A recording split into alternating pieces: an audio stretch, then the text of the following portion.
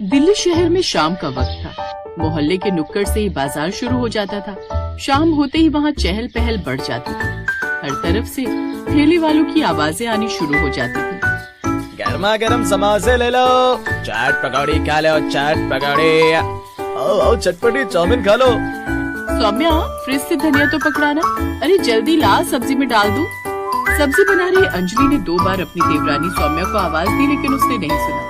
तभी उसकी सास किचन में आई। अरे क्या हुआ बहू, जिसे आवाज दे रही है वो तो यहाँ है ही नहीं। फिर अंजलि ने पीछे मुड़कर देखा तो सौम्या किचन में नहीं थी। हैं?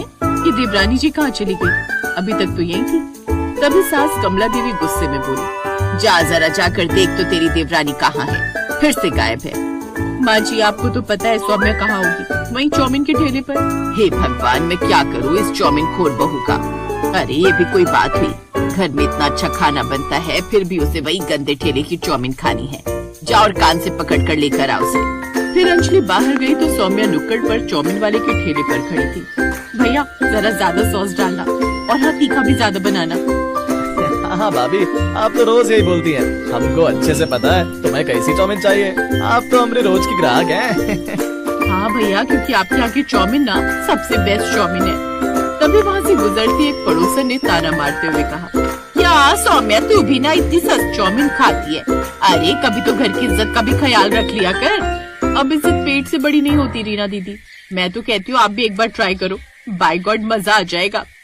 सौम्या सपासप चाउमीन खाने लगी। ये देख अंजलि अंदर आ गई। आपने ठीक ही कहा था माँ जी, ये सौम्या ना हमारी नाक कटवा कर मानेगी। वहाँ ठेले पर मजे से गपागप चाउमीन खा रही है। जानती थी मैं वो वहीं होगी।